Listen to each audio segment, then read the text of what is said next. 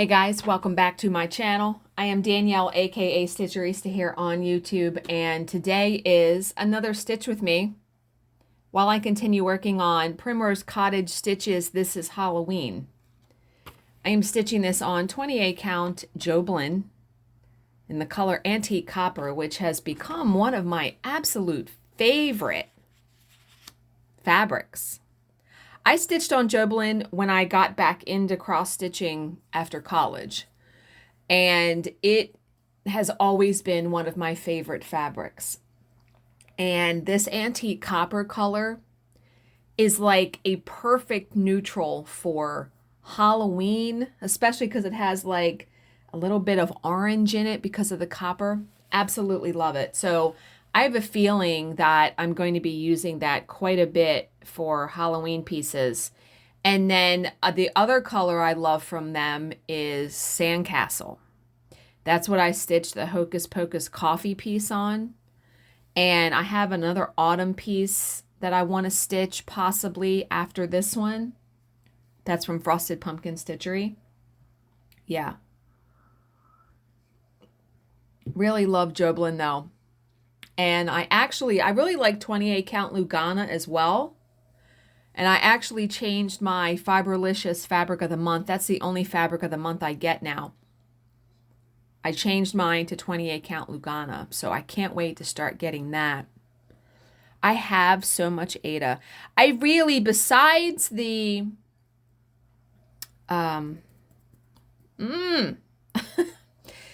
besides the Fabric of the Month, I'm really striving going forward to use up fabric I have, because I literally have an entire IKEA cart full of fabric. And I know everyone knows me for using hand-dyed bright colors. I find myself gravitating a little bit towards the more plain fabrics, only because you don't want your fabric to compete with your stitching, if that makes sense. So there's a piece I want to stitch that I want to take to the retreat in December that is a Primrose Cottage Stitches piece. It's Christmas letters, Christmas words. I don't know why I can never remember the name of that damn pattern. Anyway, it's it looks like it's 7 different colors. It's like shades of green and red, and it has Christmas words and crap in it, you know. I really think I'm stitching that on a plain Jobelan that's beige. Yeah, because it is hard, excuse me, it is hard to pick out a proper hand-dyed fabric that will not compete with the colors in your stitching. I understand why people pick neutral backgrounds for stuff. You want your stitching to stand out, in my opinion. Okay. And so, yeah, last night I sat down and I got some more stitching done on this while watching another one of my Lifetime movies. This one was called Deadly Debutante. Yeah, there's some wackadoo people out there. So I do have a new member to the channel, Rochelle Van. So Rochelle, thank you so much. And this is a good chance for me to thank all of my people who continue to be patrons, who joined the channel and stay joined. You have no idea how much it means to me for those of you who want to give up your hard-earned money to help support my channel. So it is very, very much appreciated. And I am up very early today. I'm recording this at 7:25 in the morning. And I'm glad about that, because when I get home from my physical, I don't have work today. So it worked out. Today worked out, hopefully, how I envisioned, because I got up at 6 today. And that seems to be a good time for me to get up and start getting stuff done. I got our banking done. Laundry is drying, so I'll be able to put that away before I leave. I have tea made. I need to pull out stuff for dinner, but I am going to have the house chores done before I leave for my physical today, because I need to have that done. Because when I get home now, after the physical, where my doctor is located is right next to the post office. So I'm going to check my P.O. box, because good God, I have not checked it in weeks. I need to go check it. So I'm going to do that. I may even stop. The grocery store next to the post office has a Starbucks inside. I still have like $60 on my gift card. So I may stop there, get a coffee before I come home. But then when I get home, I'm hoping to be home by 11 or a little bit after. If they take me right away, I really try to schedule these doctor appointments, especially for a physical that's a longer appointment, first thing in the morning, because this doctor is very busy and she tends to get behind, and you'll sit in there for 20 minutes, half hour. I hate that. No, I got stuff to do, right? So I'm hoping to be home by 11 o'clock. And I'm glad I don't have a job today because I would have missed the beginning of the job. Yeah, so it worked out. And yesterday workday went well until the end. Jesus. Okay, so do you know people or do you work with people that always got a bunch of bullshit with them? We have a coworker that, and you know, when you commit to a job, I get that things happen, but when you commit, it annoys me when someone has to either stop early and I'm not aware of it. So there's always something going on in this person's life that is affecting work. And actually, it finally just, yesterday I was just like, okay, thank God the job ended at like 3:30 my time, so it wasn't that big of a deal. But we're working along and we work on a rotation. We each take 10 pages. And this person has their section and they should be well through the section by the point in time where they message me and say, oh, I have the insurance company on the phone. Do you want me to just put a pin and just stop? Which means someone else has to pick up the rest of her section. And I'm like, I'm doing a section. The other person that's working with us is starting their section. And I went, okay. And so then they come back, the job ends and they come back and she's like, well, before I sign out, do you need any more help? And I'm like, there's still 3 pages to be edited at the end if you're off the phone. She's like, no, I still am. I'm like, just log out. Just log out. So that kind of stuff irritates me because me and the other person that's on the team had to do more work. And yeah, once we get through the arbitration, I'm going to have to assess our team because that kind of stuff irritates the fucking piss out of me. I mean, my grandmother died while I was in the middle of a job and I didn't stop. I didn't stop work. Yeah, I just, you know people, right? They're a magnet for drama and situations and yeah. So like I said, I'm glad today we don't. Tomorrow we have a job. We're not on the calendar Thursday and Friday yet, but that doesn't mean we won't be. And I'm pretty sure, barring one day, I'm going to have off the week of possibly the 18th. I might have that week off because my boss is going to Colorado. She's leaving on the 19th, I think, though. Yeah. So we're supposed to only have the arbitration 3 days this month. So it will be a break because November and December, we have it like 3 out of 4 weeks for both of those 2 months. But what's nice, things are happening. You know, you can't predict how something's going to go, right? So we received an email yesterday that 2 of the parties, 2 of the subcontractors for this case settled. So that frees up like 15 hours of time, which is quite substantial. So I have a feeling that if those things continue to happen, it may not go into January. They may finish at the end of December with no problem, considering we have so many dates on the calendar. for it in November and December. So, fingers crossed, right? Okay. So yeah, I was also really glad today that I didn't have work because I want to do my 2 videos for the scroll rods that I have. And I told my husband, I said yesterday, I was like, I hope I have off tomorrow because I need time to do those videos. One is for the handy clamp scroll rods, and then the other is for the Arabesca, both of which I bought on Amazon, so I will be able to easily link those for you guys. But what I want to do is I want to just grab a piece of fabric and load it into these scroll rods and see how they work. And also then come into my office and see how they both fit in my Lowery table clamp. And I was even considering doing a video on my Lowery table clamp.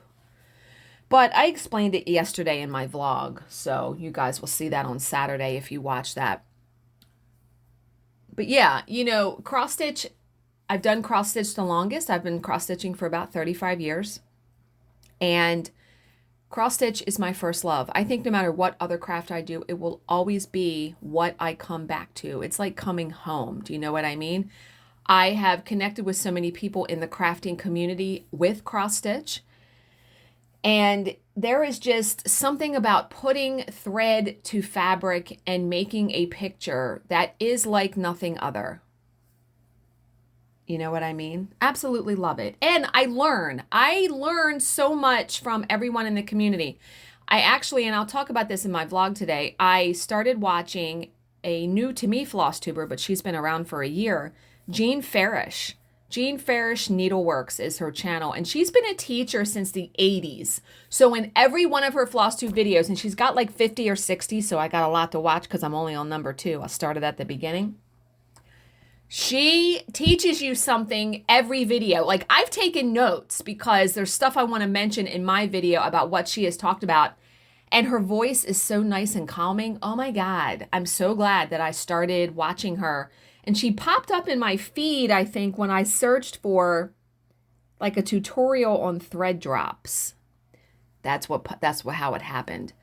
And, you know, even though I've been stitching for so long, I mean, 35 years is a while, she has already taught me things or showed me things that I had no clue. So I'm going to be taking notes and sharing the information with you guys and also linking her channel. Yeah. I will link her channel in my weekly vlog though for next week, for this coming week. Yeah, today is Tuesday, October 5th. Like I said, I have my physical at 9:30. So let's get into the story because I've jibby-jabbed enough, I think.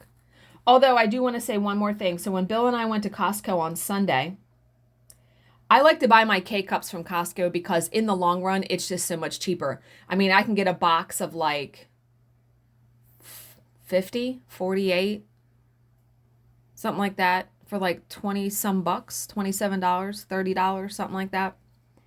I only drink normally under normal circumstances 2 cups a day at most because I really try to limit caffeine from like noon on. Otherwise, I will not be sleeping. And I like to get them from there. They come in a big box. Yeah. So normally I get the Starbucks French roast. Well, they had this like sampler thing there where it's 5 different kinds of coffee. One of them is Green Mountain Dark Magic, which is one of my favorite K-Cups. So I got that. So I get to try all kinds of coffee. Yeah. And I'm having my coffee almost black this morning because technically I feel like I need to fast before the physical because I'm sure she's going to order blood work. And I just put a little bit of half and half in there. So that'll be fine. But I'm not eating anything. Yeah. Okay. So today's story is called Chew on That. Okay. So when I read the title of the story, I have to admit, I thought, oh my God, please don't tell me that someone's chewing on a body part. I'm hoping it's like somebody chews a piece of gum and that's how they catch them. DNA or something, right? Oh, first, can we talk about my hissing cat needle minder that is on my piece? That came in the mail yesterday.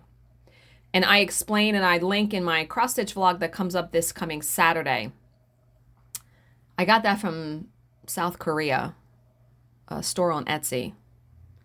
It was well worth it. The shipping was more than the needle minder. I didn't care. I didn't care for that. Yeah. Please, you know I had to get that when I saw it. I'm hissed like a cat at least once a day. And there is a spot in the video where I actually had to cut. You might see, if you're paying attention, you'll see it like flick to another section because I usually sit on a seat cushion because it raises me up about an inch or two and lets me reach the needlework better. For the first 15 minutes, I forgot to do that. So I got up to get the seat cushion and it was like quite chaotic in the video. So I cut that section out. I don't know if I'll get to that because I don't know where in the video. I recorded an hour of me stitching. This video is not going to be an hour, so. Okay. As I keep knocking, what the actual hell right now? My sleeve, I have a cardigan on. My sleeve keeps catching the nail file I have on my keyboard tray and pushing it on the floor. All right, chew on that. Nova Welsh was missing, and there was no doubt among... Oh, this is a cold case, by the way, so it will be solved. Thank you, Jesus, right? Nova Welsh was missing, and there was no doubt among the people who knew her that she had come to harm. There was no other circumstance under which the devoted young mother would ever have abandoned her two young boys. Those in Nova's circle also had a theory as to what might have happened to her. She had recently ended an abusive relationship with the father of her children, a 24-year-old construction worker named Osmond Bell. There was a new man in her life now, and it was no secret that Bell was jealous. So if anyone had a motive to harm Nova, it was he. In fact, Bell had already threatened to kill his former partner. Fabulous. And he had put hands on her, choking her until she nearly blacked out. Jesus. I have to say, thank God I've never encountered physical violence in a relationship I have, because I don't know how I would handle that. That incident had occurred in July 1981 in the kitchen of the tower block apartment that the couple had shared in Birmingham, England. Now, nearly a month later, the police were searching that same apartment, looking for clues to the missing woman's whereabouts. It was a letter that had brought them here, an anonymous letter that had been sent to a friend of Nova's and then passed on to the authorities. According to the author of this letter, Nova was dead, murdered by the man she was currently dating. Really? This man was questioned, of course, but denied harming Nova and was allowed to leave. Also brought in for questioning was Osmond Bell, who was equally vociferous in his denials. According to Bell, the stories about his jealous rants were vastly overstated. He was done with Nova and good riddance. He hadn't seen her in over a month. And, with no reasonable cause to detain him, the police let him go because you have to if you have no evidence. Nova had now been missing for 3 weeks, and her family and friends were beside themselves with worry. Particularly distressed were Nova's sons, the oldest of whom was just 6. Oh, God. They wanted to know where their mommy was, and the West Midlands police were determined to answer that question for them. Officers descended on the Welsh's apartment, going through everything with a veritable fine-tooth comb, looking for anything that might point to her whereabouts. Those efforts, though thorough, would come up empty. It was only when the search was expanded to the communal areas of the complex that the mystery was resolved. Oh, God. We know she's dead, right? It was an odd smell emanating from an electrical utility closet that drew the searchers' attention.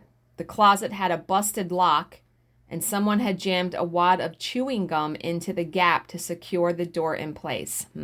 Okay, so I was correct. Chew on that. Yeah, it's a piece of gum, thank God.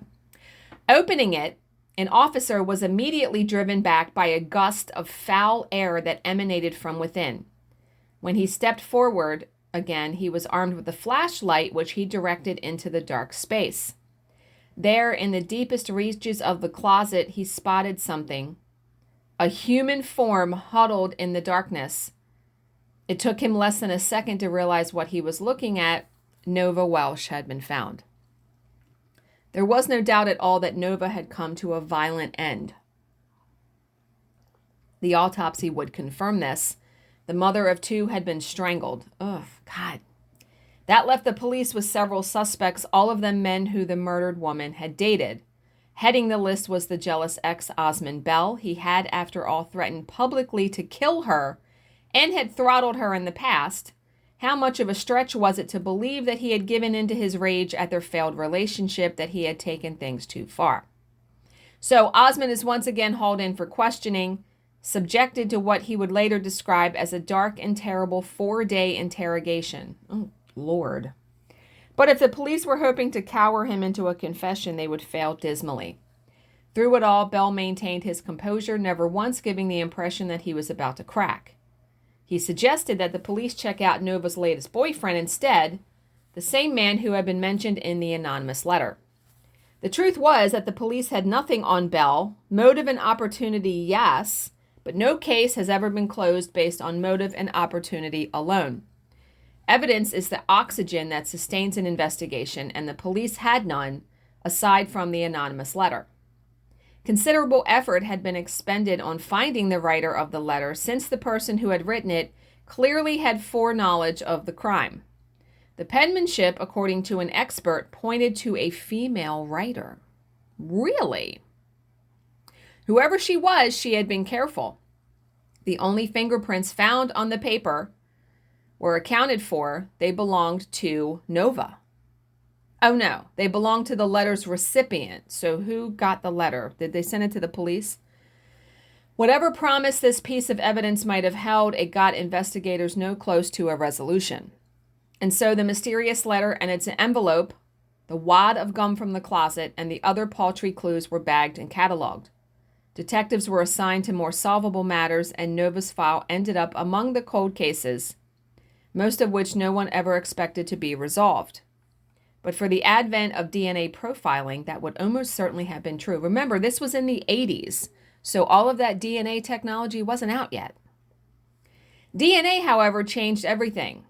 In 2016, a cold case team of the West Midlands Police decided to have another crack at the Welsh murder. The case was a good candidate since there were two probable sources of biological matter: the sticky strip of the envelope that had contained the anonymous letter, and the wad of chewing gum used to secure the utility closet. Both items were tested and both gave up a sample. DNA profiles were then extracted. To no one's surprise, they were from the same donor. The individual who had left the gum on the closet was the same person who had licked the envelope.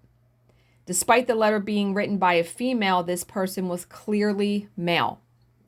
Now all the police had to do was find him, and they had a good idea where to start looking. 36 years have passed since the murder of Nova at this point. 36 years. The chief suspect in the case, Osmond Bell, had been 24 years old at the time. Now he was 60. During the intervening years, Bell had lived what his lawyer would later describe as an exemplary life.